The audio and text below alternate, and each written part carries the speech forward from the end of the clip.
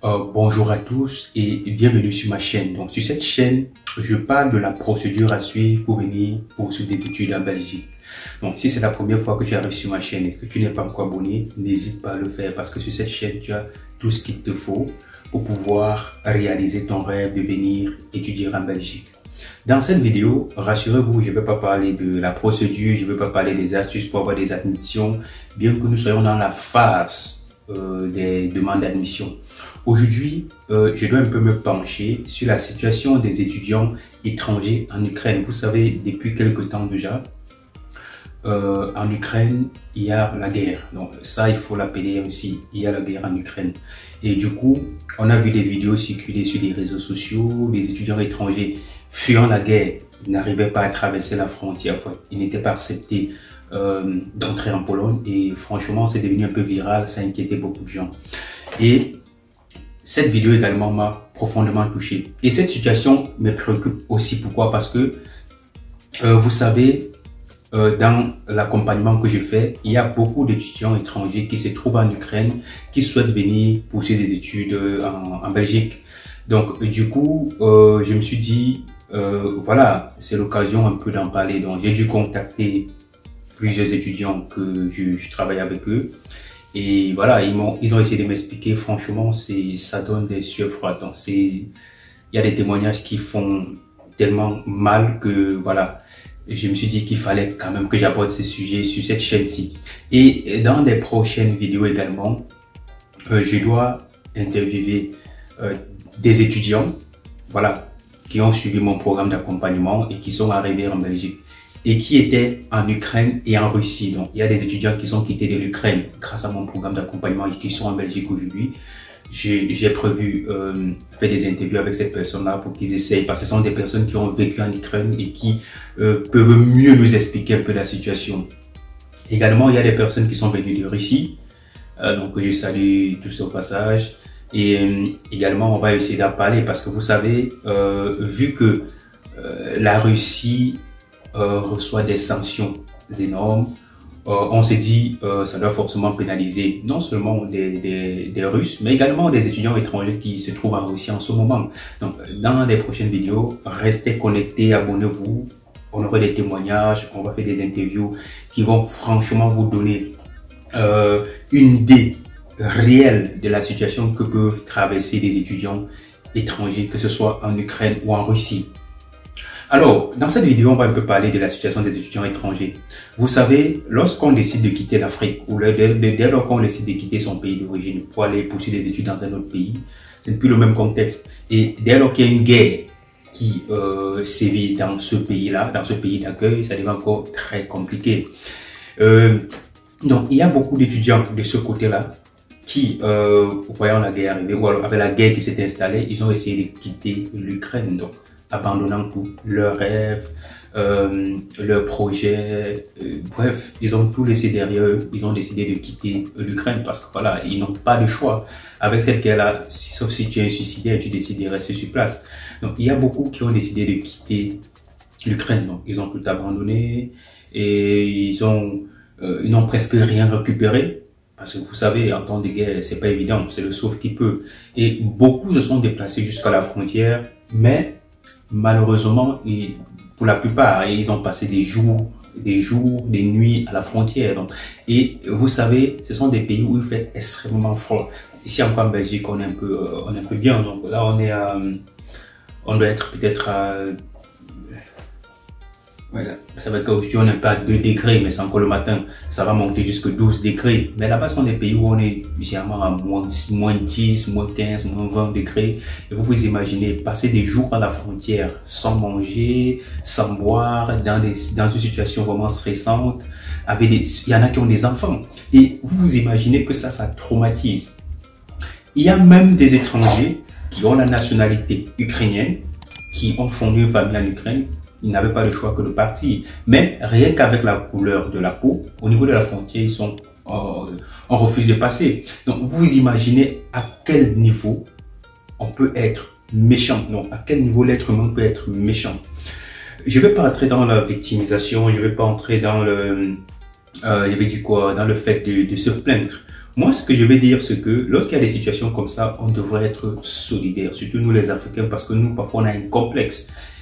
Il y a également un confrère qui a pris un bus, parce qu'il est installé en Pologne, il travaille en Pologne, il a pris un bus de près de 50 places, il a décidé d'aller à la frontière avec l'Ukraine pour récupérer des compatriotes. Ça, je ne sais pas réellement ce qui s'est passé par la suite, mais au moins, on a vu quelqu'un qui a manifesté cet intérêt-là à aider les siens. Et c'est ce que beaucoup de gens ne font pas. Vous savez même ce que je fais aujourd'hui, c'est-à-dire accompagner, suivre ces personnes qui rêvent de venir en Belgique. C'est également parce que je me dis, j'ai eu la chance d'arriver en Belgique grâce à mon grand frère déjà que je salue ici. Grâce également à l'une de mes tatas également je salue ici. Et beaucoup d'autres personnes qui m'ont soutenu, notamment mon papa que j'ai perdu récemment. Ce sont des personnes qui ont tout fait pour que je sois ici. Et du coup, dès lors qu'on arrive quelque part, c'est toujours important de tendre la main, d'aider ceux-là qui veulent également faire pareil. Donc, vous voyez, dans une situation de guerre comme celle-là, des étudiants ils essayent à ce moment-là, de réaliser que leur rêve est en train de tourner au vinaigre. Et tout ce qu'ils peuvent faire, c'est de partir. Donc, j'imagine ceux qui sont en Belgique, parce que il y a également des gens qui n'ont pas je vais dire quoi, il y en a qui s'en foutent un peu de la situation de ce côté-là. Mais il faut comprendre qu'en réalité, lorsqu'on a cette capacité à être encore un peu sensible, on ne peut pas être indifférent face à ce qui se passe là-bas.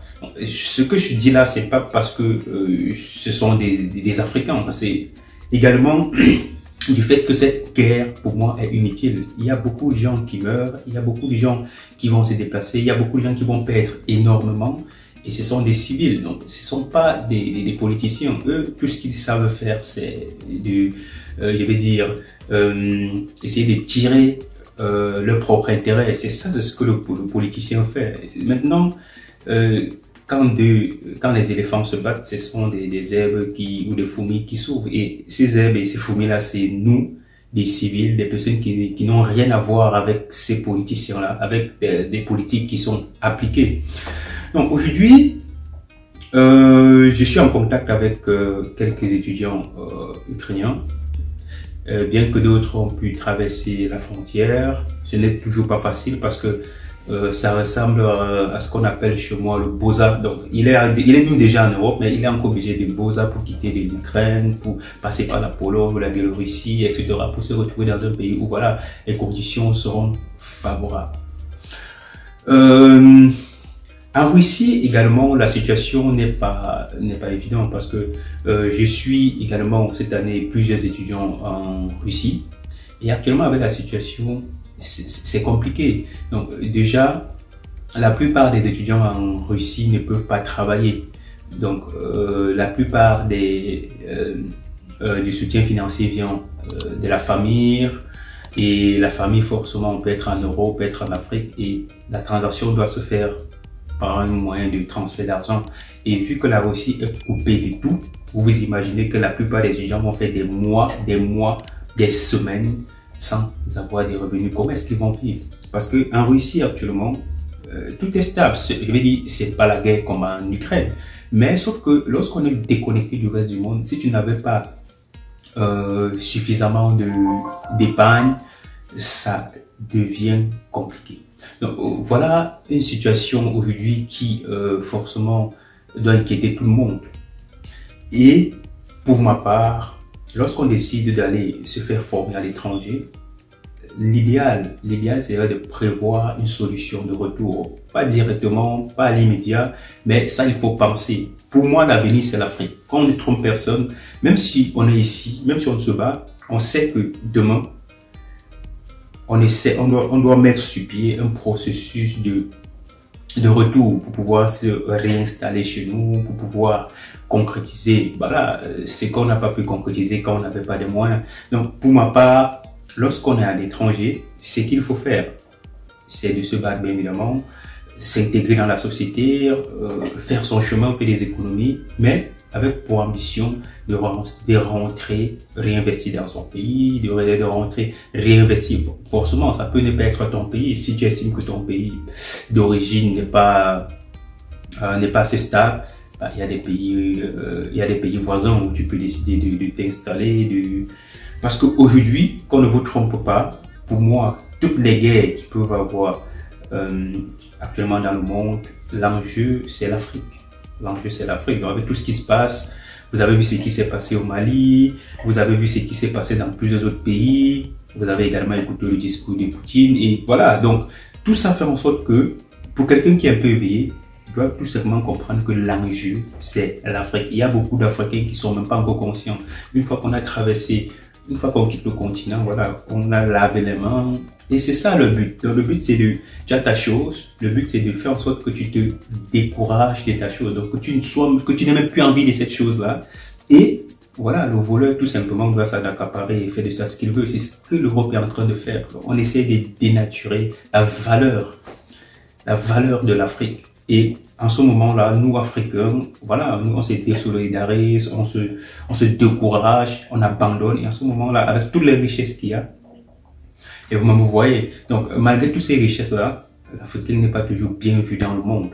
Même ici en Europe, il y a des gens qui pensent que, en fait, qui ont une autre image de l'Afrique. Donc pour eux, l'Afrique c'est la misère, c'est la souffrance, c'est la pauvreté, il n'y a rien là-bas. Alors qu'au fond, ici on est éclairé par l'uranium qui vient d'Afrique. Ici, on fait du chocolat avec du cacao qui vient d'Afrique. Ici, on fait du café avec du café qui vient d'Afrique. Ici, tellement de trucs qui viennent d'Afrique. Je ne vais pas parler des smartphones avec le coltan qui vient du Congo. Donc, vous voyez, tous ces trucs-là, ils viennent d'Afrique. Mais nous, Africains, on n'est pas conscients de cette richesse-là. Parce qu'on se dit toujours, voilà, c'est mieux ailleurs que chez nous. Non. Chez nous, peut-être pour le moment, c'est pas bien parce que, voilà, nos dirigeants sont également dans le bateau de ce que veulent les Occidentaux. Pardon, de ce que veulent les Occidentaux. Et c'est ce qui fait qu'aujourd'hui, la plupart des peuples, alors la plupart des jeunes, la jeunesse africaine, n'arrivent pas à se retrouver parce qu'on est dirigé par des personnes qui ne donnent même pas l'envie de rester chez nous. Donc, je vais dire quoi? On souhaite que dans les prochaines années, que nos dirigeants soient des personnes assez responsables et qui comprennent que pourquoi on évite des situations où les étudiants vont se retrouver dans d'autres pays et s'il y a des guerres, ils ne prennent aucune responsabilité. Combien de pays africains ont décidé de faire ressortir des ressortissants, leurs ressortissants de l'Ukraine, avec la situation qui s'est passée? Combien d'artistes africains, combien de personnes, combien d'influenceurs, combien d'influenceuses ont parlé de ça? Vous voyez à quel point nous, Africains, on ne représente rien pour nous-mêmes, pour des personnes qui sont censées porter la voix plus haut. Donc, voilà un peu ce que j'avais à dire dans cette vidéo. Comme j'ai dit dans les prochaines vidéos, je dois faire des interviews avec des personnes qui sont venues d'Ukraine, de Russie. On va essayer de parler de la situation, ils vont donner leur avis, ils vont essayer de faire des témoignages sur ce qui s'est passé, sur ce qui se passe en ce moment, parce qu'ils ont encore des contacts, que ce soit en Ukraine, que ce soit en Russie. Cela va vous permettre également de prendre conscience que voilà, dès lors qu'on décide de quitter son pays, voilà, on est plus chez soi, donc on doit se battre pour s'en sortir. Alors, donc, vous savez, je ne veux pas quand même terminer cette vidéo sans vous dire que, voilà, on est un peu dans les phases de demande d'admission. Ceux qui hésitent encore, achetez votre guide complet. C'est la clé pour réaliser votre projet de voyage. Donc, dans ce guide-là, il y a tout ce que vous avez besoin. Tout est expliqué dans des vidéos. Il y a des documents, des fiches qu'on met à votre disposition pour vous aider dans vos démarches. Le lien est dans la description de cette vidéo. Et merci d'avoir regardé cette petite vidéo. Si ça t'a plu, pourquoi pas, like, partage le contenu et abonne-toi à la chaîne tout simplement si ce n'est pas encore fait. Et on se dit à très bientôt pour une autre vidéo.